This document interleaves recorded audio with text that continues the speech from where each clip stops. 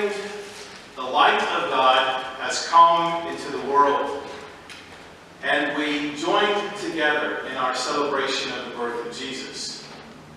We each took a candle, and from a single flame of the Christ candle, we passed the light among us, while Mark's mom, Christine, sang Silent Night in German, very beautiful, and Mark played the guitar.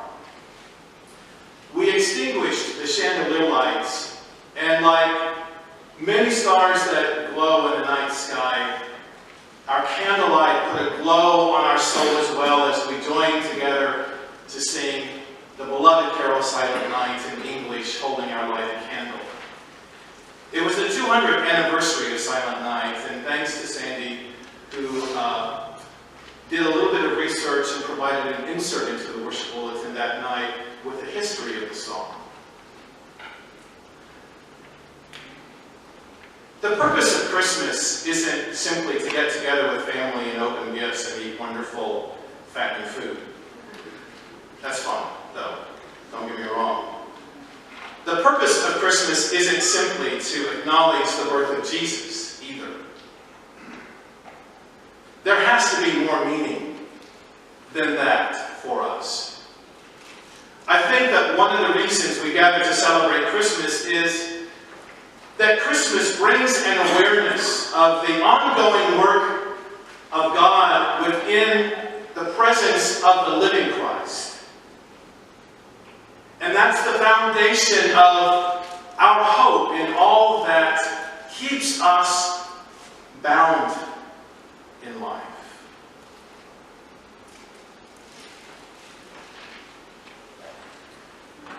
I think Christmas is about coming to the light. It's about recognizing the light. God's light that was manifest in the life of Jesus. And that light still present. That is at work in the world, illuminating and transforming not only our lives, but the lives of others in the world. Today is Epiphany. The radiance of light that has come to us at Christmas is so bright, and its mystery is so great that we end this season of 12 days and we call it Epiphany. Epiphany is always on January 6th, the 12th day after Christmas, but the 12th day after Christmas doesn't always fall on a Sunday, so today we're lucky it does. On Epiphany, the church recalls the visit of the Magi to the Christ child in Bethlehem, led by the light of a star. The term Epiphany, again, means a sudden appearing. It means to reveal or make manifest. It means to give light. And according to the Gospel of Matthew, there are wise men or magi from the east who came to Jerusalem in search of a child. These ancient astrologers studied the sky, and they observed a star, a new star, in its rising, and they followed the light. People have always been fascinated with stars. I'm one of those. Grew up in a rural area, so when I was older, would drive with friends out on the country roads, and there was absolutely no city lights for hundreds of miles, and you could see just a brilliant sky, and you could see falling stars. Falling stars would happen almost one time every minute or so.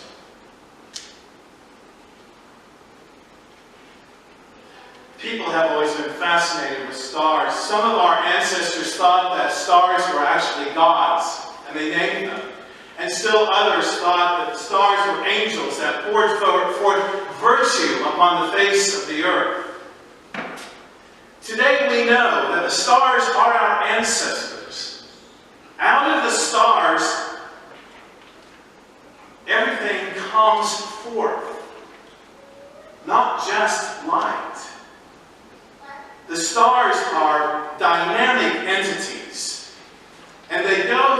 a life cycle, a development. They come to an end, and sometimes their end is so dramatic that the whole universe is affected. Stars not only shine. That is not their purpose only. Their purpose is to resonate and to communicate.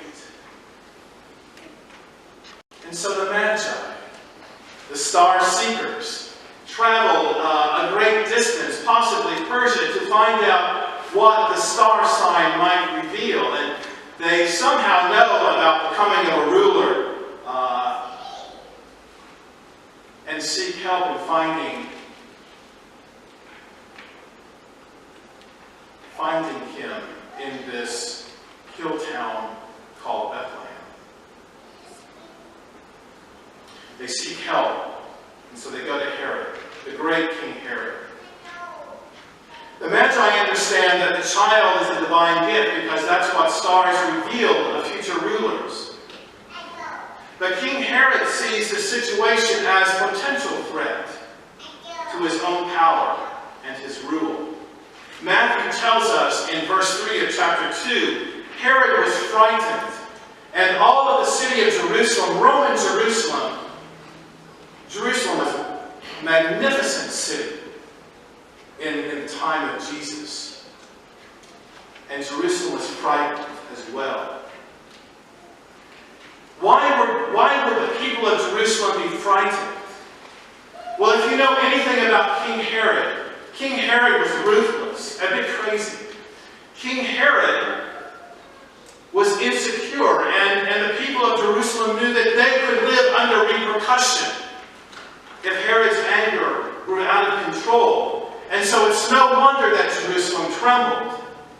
They witnessed Herod's murderous acts before, even toward his own wives and children.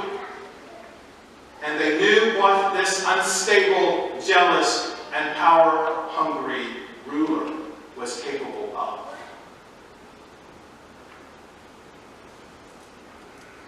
So the Magi went to Herod. They confirmed with Herod and his advisors, and then they continued on their way. Not far. Bethlehem is not far south of Jerusalem, 6 miles. The star led them to the place where the child was. And this star, this light, led the Magi to discover the birth of a new hope, a gift to the world, a child who himself would be called later Light of the world. And so the Magi came bringing their gifts of gold, frankincense, and myrrh. And in turn, they were given the gift of revelation. Their trip home didn't include Jerusalem. No, they weren't going back that way again. Their journey took them on a completely different path. On this first Sunday of the new year, we are led to consider the story of the Magi and their pilgrimage to see the Christ child. The point is, church, we are all adventurers of a sort. We are all travelers. We don't really have to go very far to travel through time and space. We are star seekers, like the Magi. But the question is, what do we seek? What is it that we seek?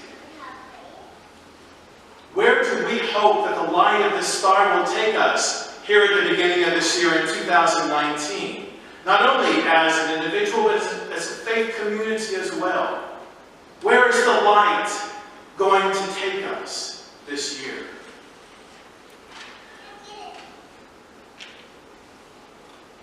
We follow that which brings fulfillment and meaning and purpose to us. Sometimes it's light and sometimes it's darkness. But we follow hoping that somehow life will make sense to us Why are we here in this time and place? And so we have to do a little dreaming as well. And Epiphany reminds us that we are all pilgrims on this continuous journey, traveling to the light, traveling to God, traveling home, because that's where we all end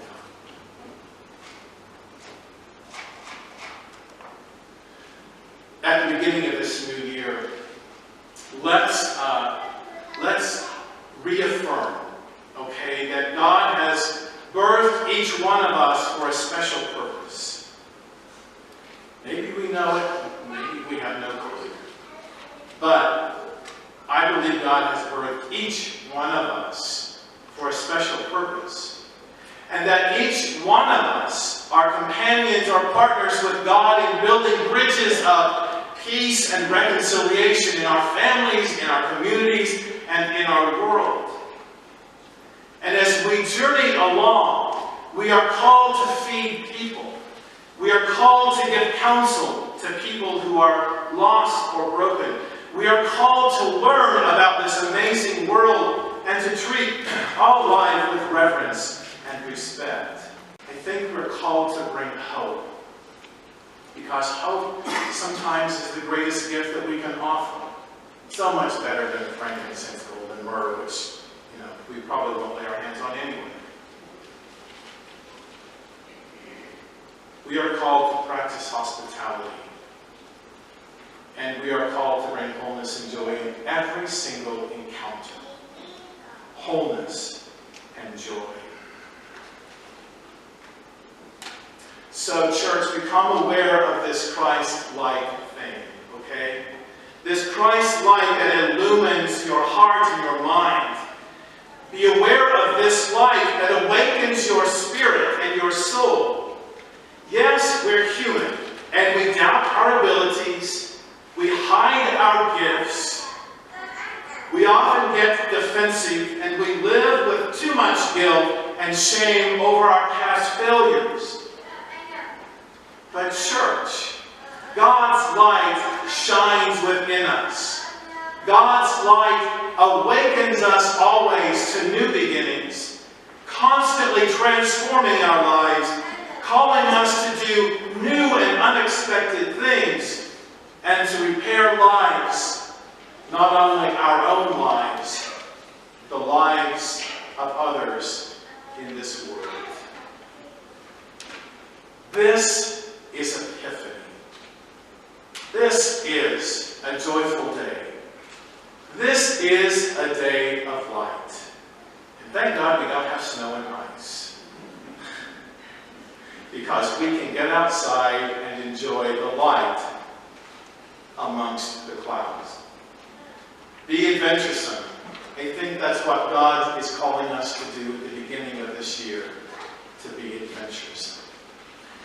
We invite you to come and be a part of the community that seeks to reveal the light of Christ to the community around us. And we seek to bring wholeness to a world that seems at times very fragmented and broken. Won't you come and be a part of this community as we stand and sing our hymn, Lovely Star in the Sky.